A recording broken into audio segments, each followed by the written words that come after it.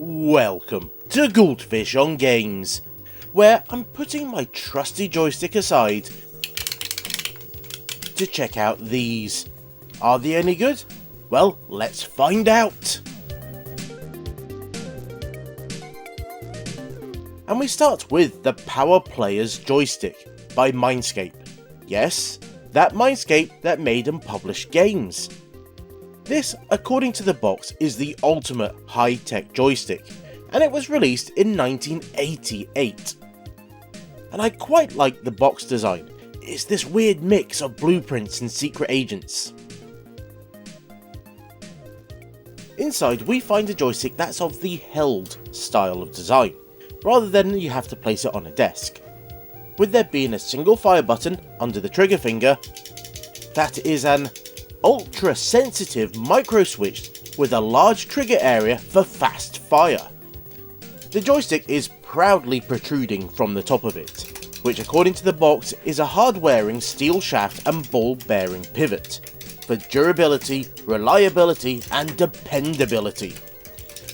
Its design does mean that it can be used with either the left or right hand, which is quite nice, and to be honest, it's actually relatively nice to hold. And as you can clearly hear, it's very clicky, which I do like. But I know that's something that not everyone agrees on. But putting that aside, I think we need to play some games to really test it out. And Donk is a great title to show this off, as it has precision platforming and uses up to jump.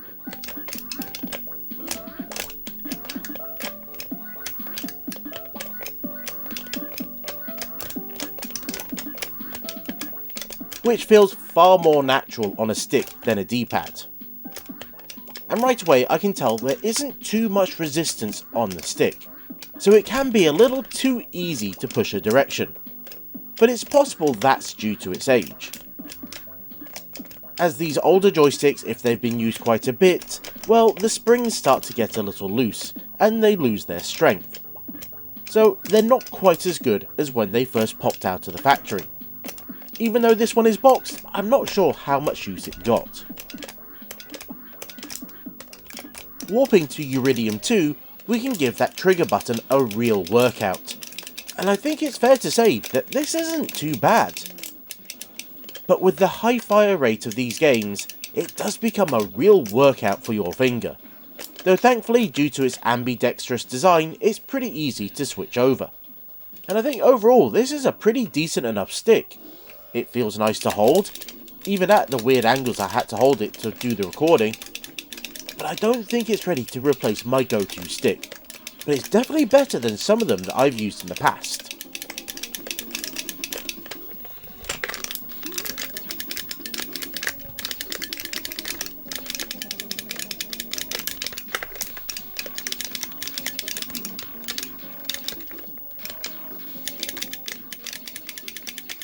Before we move on to the next device, I want to point out that none of these are Amiga only.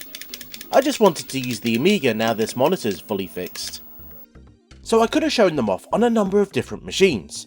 That's because they all follow one of the basic standards. But there were joysticks that went above and beyond, like the Cheetah 125 Plus. As it has something extra, a second DE9 connector. This is because in Europe there were two main joystick standards.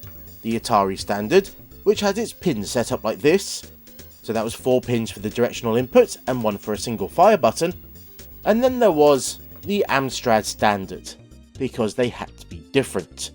Now it still had the 4 inputs, but it had 2 fire buttons. The directions were all wired up the same, but the fire button was moved to another pin, with the original action button now being Fire 2. So some joysticks had this second connector, in grey, for Amstrad machines. Now that's not just the Amstrad CPC, but also the Spectrum Plus 2 and Plus 3, which to be honest, that's where these joysticks were probably used more often. The next controller is the Quickshot 7, that was made by SVI, aka Spectra Video, and was released in 1985, or at least as far as I'm aware. This is part of the long-running Quickshot series of input devices. but unlike the bulk of that range, this is more of a controller than a joystick. This one is still sort of sealed, but considering the condition of the packaging, I don't feel too bad about breaking it out to test it. And taking a closer look, we find the front is mostly taken up by this big dish that has the directions, which feels quite mushy to be honest. Along the top edge we have two fire buttons that do have at least some level of clickiness to them, but they are wired up as a single action button, so there's no chance of playing two button games here. Before we get into a game, I do have to say this feels more like holding a remote control than a controller. And to properly test this out, I think we need an action platformer to really put it through its paces, and Second Samurai fits the bill nicely. And it turns out that dish really doesn't take too much force to activate. In fact, it's really quite twitchy. So already, this feels like a bit of a mark against it. As is the fact that I managed to get it stuck in the top left position. Look Ma, no hands! Now what you might not have noticed is that the buttons are set up to auto fire, and quite rapidly auto fire as well.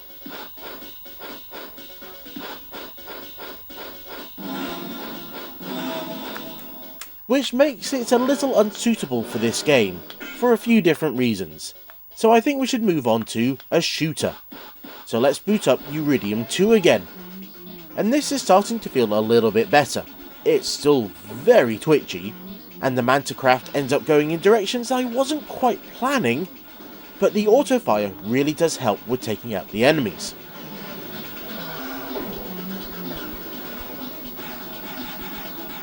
And at first I thought it was also helping me when I went to take out the core. Then I remembered, the way you leave the core room is you have to hold down the fire button. We can't do that here, so we only have one choice available to us, to take it out and then die. It means we get on to the next level, but we do miss out the lovely explosion cutscene and we lose a life.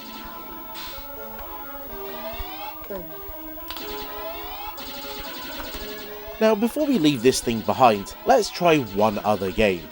Something that has a bit of heart, that mixes shooting and precision platforming. Harlequin. I noticed that on the front of the Quickshot are these two little lights, which will flash with the autofire, so it does give you an indication of how fast it does activate.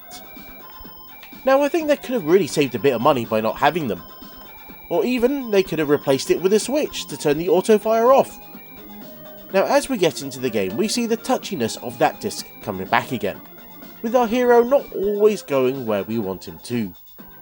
But the autofire does make it really easy to throw around a lot of hearts. But even here, this isn't a very good controller. Even though it can be used in any hand, it won't really feel nice in either of them. And it's that remote control feel, it just never goes away. No wonder you can still find them sealed.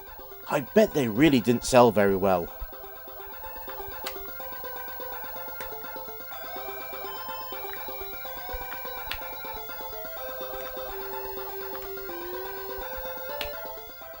And finally we have the foot pedal SV129. That was creatively named by Quality Joystick. It's always a good sign when you put quality in your name. Now this was released around 1991, and the box is mostly the same all the way around, with there being a little bit more detail along the top. Inside I have just the hardware, but originally this would have come with a manual, but thankfully it is simple enough that I won't really need it. Now across the face of the unit we have 3 buttons and a panel for its configuration. Now underneath it has these 2 fold out feet, and it has 2 cables, an input and an output. Configuration is all done via this panel, and you'll notice it has a switch for each of the main inputs, with the switches having 4 positions: off, pedal 1, 2 or 3. Now I think it's quite clear what these do, as it will allow you to define what each pedal does when it's pressed. And with the joystick plugged into the other cable, you can then set up the pedals for accelerate and brake, depending on the game, and then you can use the joystick for the other inputs, like steering. So let's try out a few games, starting with Jaguar XJ220. Now this is set up with the right pedal being fire, so accelerate, and the middle being braking. The poor left pedal, it doesn't have much to do here.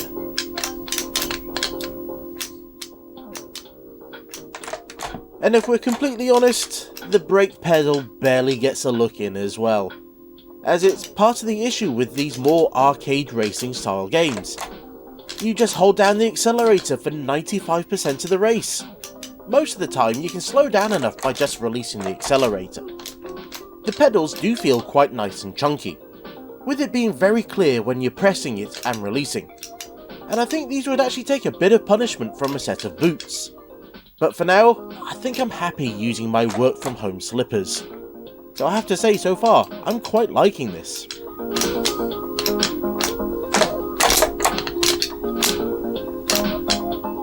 But I think we need to try out a different racing game. So let's go with Stunt Car Racer. Now it's up to accelerate, back to brake, and the clutch pedal is now the turbo boost. And I think this works really well. The brake pedal gets a little more of a look in, the turbo is used generously, and it all feels quite natural. Well, at least as natural as it can be to use the clutch to go faster.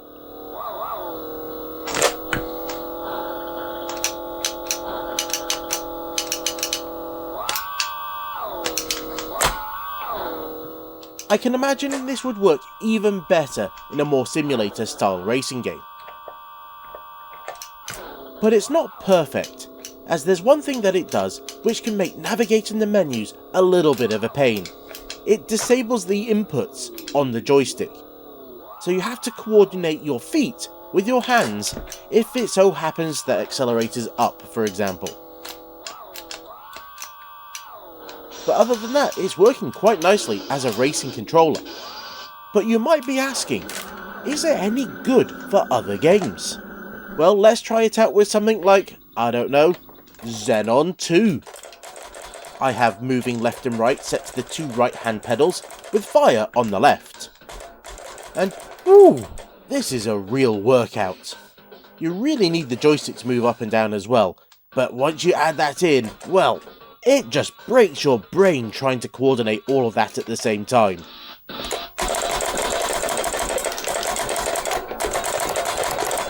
It's possible, but this is so much harder than this game is normally, which is already pretty difficult. I picked this game thinking that really you only needed to move left and right and shoot, but that was obviously very quickly proved false. So let's move on to something a little easier. Rise of the Robots. Here I've set up the right hand pedal to be both up and right, as you can set multiple inputs to a single pedal, and then I've got the left hand one being fire. And well, I think the results speak for themselves really. This is peak Rise of the Robots action, and now I've got my hands free to do anything else. I don't know, I could play Rise of the Robots in the Game Gear. And there we have it, a look at a few interesting input devices. Now there were obviously more novelty ones, but I feel that these mostly wanted to be decent controllers. They were just a bit more unique. And do you think they managed it? And are there others that you think I should check out? Well, let me know down in the comments. And until next time, I was the Goldfish, that was bringing some joy to the sticks, and this was Goldfish on Games.